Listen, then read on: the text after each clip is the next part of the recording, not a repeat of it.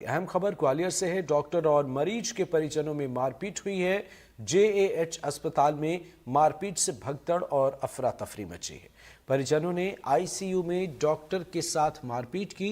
Doctor की आंख और पैर में चोट आई है।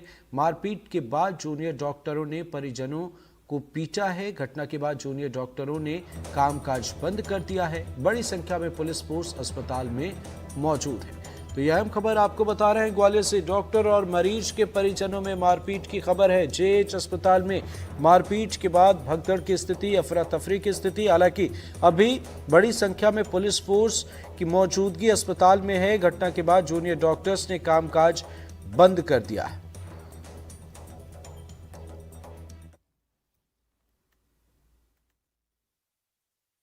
हम लोग वहाँ वार्ड में थे। मतलब मेरा ऐसा कोई लेना देना नहीं है। मैं केवल आपको आंखों से मैंने जो देखा है वो मैं बता रहा हूँ। इनकी जो पेशेंट था उनकी दादी को बहुत प्रॉब्लम हुई अचानक से सांस लेने में। तो ये डॉक्टर के पास गए तो इन्होंने डॉक्टर से बोला कि सर हमारी दादी को प्रॉब्लम हो रही है तो आप चलिए। तो डॉक्टर ने बोला कि अभी मेरे को समय नहीं है, हड़ताल चल रही है, जाओ बाद में आओ। तो उन्होंने बोला सर डॉक्टर को दादी को प्रॉब्लम हो रही है तो आप जल्दी चलो। तो डॉक्टर ने चांटा मार दिया और फिर और डॉक्टर इकट्ठे हो गए तो बहुत मारपीट हो गई। अब बाद में सारे के सारे ये पुलिस फोर्स बीच में आया है, लेकिन सारे जितने भी डॉक्टर हैं जूनियर वो बाहर गेट पर खड़े हुए हैं पेशेंट को मारने के लिए। डॉक्टर अपने हाथ से अपने कपड़े फाड़ के आया हुआ है, उसके साथ कोई मारपीट नहीं हुई है ताकि ये विषय बने। हॉस्पिटल में अभी 1000 बिस्तर ग्वालियर के जो ये अस्पताल है यहाँ पर डॉक्टर्स और जो यहाँ पर परिजन दिखाने आए थे उनमें वाद विवाद हुआ है। तो पुलिस उसमें तस्दीक करके कार्रवाई की जा रही है। वो आते हैं, कौन यहाँ पर डॉक्टर कौन है? मैं हूँ, आप बताइए। पहले मेरे मरीज़ को आके देख लो, वो सिक हो रहा है। मैं आईसीयू में तो सिक ही मरीज़ आते हैं, मैं भी आपके मरीज़ को आके देखता हूँ। पहले मैं इनसे फ्री हो जाऊँ। आप ट्रीटमेंट कर रहे हो दूसरे मरीज? मेरी ड्यूटी ट्रीटमेंट रूम में ही है जी।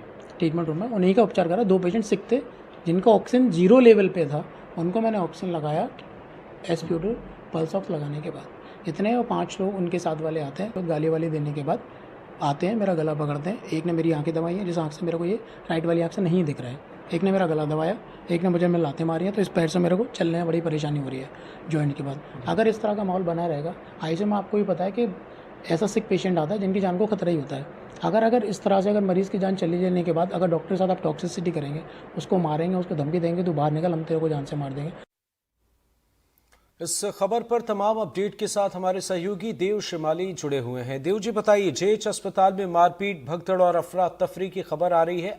अभी कैसे हालात हैं, क्या है पूरा मामला? बिल्कुल बिल्कुल अमृत, अभी भी वहां तनावपूर्ण स्थिति बनी हुई है क्योंकि ये अंचल का सबसे बड़ा अस्पताल है। 20 जिलों के मरीज यहाँ आते हैं और वहाँ आईसीयू में इस तरह की स्थिति होती है तो निश्चित तौर पर एक चिंता की बात होती है। पिछले कुछ दिनों से जूनियर डॉक्टर्स की पहले से ही हड़ताल चल रही थी। जैसे तैसे आज हॉस्पिटल खुला तो निश्चित तौर पर वहाँ ऑफिस और घटना वहाँ जो है पेशेंट का प्रेशर भी बहुत था, आज भीड़ भी बहुत थी और फिर ये घटना घटित हुई। दोनों लोग अपनी अपनी बात कह रहे हैं। ये बात सही है कि दोनों के बीच में मारपीट विवाद हुआ है।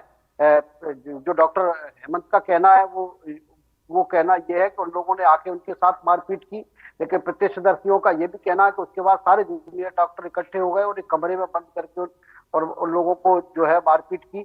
आईसीयू जैसी जगह में जहां लोग जीवन और मौत से संघर्ष कर रहे होते हैं, वहां अगर मारपीट और तोड़फोड़ की अगर इस तरह की घटना होगी तो आप सोच सकते हैं कि उनके मरीज और जो वहां बाकी अटेंडर है उनके साथ क्या गुजरी होगी, उस दौरान मरीजों का क्या हुआ होगा। और इसके बाद ये सारे के सारे डॉक्टर आके गेट पर खड़े हो गए और ये जैसा कि अभी एक पीड़ित ने बताया अभी, तो उनका कहना यही था कि अब अगर बाहर निकालो पेशेंट को। पुलिस वहां बड़ी संख्या में पहुंच गई है, पेशेंट को और उसके परिजनों को प्रोटेक्ट किया जा रहा है। पेशेंट अपने पेशेंट को भी वो लोग घर ले जाना चाहते हैं, लेकिन अभी स्थितियां अनुकूल नहीं हो पा रही हैं। जब ये मारपीट चल रही थी तो वहां एकदम अफरा तफरी और भगदड़ की स्थिति पैदा हो गई। आप समझ सकते हैं कि वहां का माहौल क्या रहा होगा और किस तरह से उस समय पर अपने मरीज जो है सरवाइव कर पाए होंगे। तो ये एक चिंता की बात है, लेकिन अभी भी वहां स्थिति तनावपूर्ण बनी हुई है। जी। बिल्कुल आपने सही कहा। हालांकि दोनों की अपनी अपनी दलीलें हैं, लेकिन देव जी आज ही स्वास्थ्य विभाग ने इस मामले पर मंत्रालय ने कई अहम फैसले लिए हैं सुरक्षा को ध्यान में रखते हुए, और ये खबर आईसीयू से निकलकर सामने आ रही है। आपसे जरा समझना चाहेंगे कि जेएच अस्पताल में सुरक्षा को लेकर क्या कुछ इंतजाम है, कैसी स्थिति है?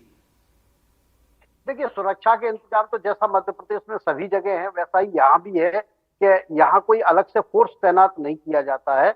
जो प्राइवेट सिक्योरिटी एजेंसी हैं उन्हीं एजेंसियों से लोग सप्लाई होते हैं। डॉक्टर लगातार, जब हम अभी पिछले 4 दिन से एनडीटीवी उनकी समस्याओं को उठाता रहा, तो डॉक्टर चाहे लेडी डॉक्टर हो चाहे जेंट्स डॉक्टर हो यही कहते रहे हैं कि उनको कोई आर्म फोर्स दिया जाए, क्योंकि स्वाभाविक है कि जो इस अंचल का सबसे बड़ा अस्पताल है या बड़े अस्पताल में लोग गंभीर पेशेंट ही आते हैं और उनके साथ वो कोशिश करते हैं कि उनकी जान बचाई जाए।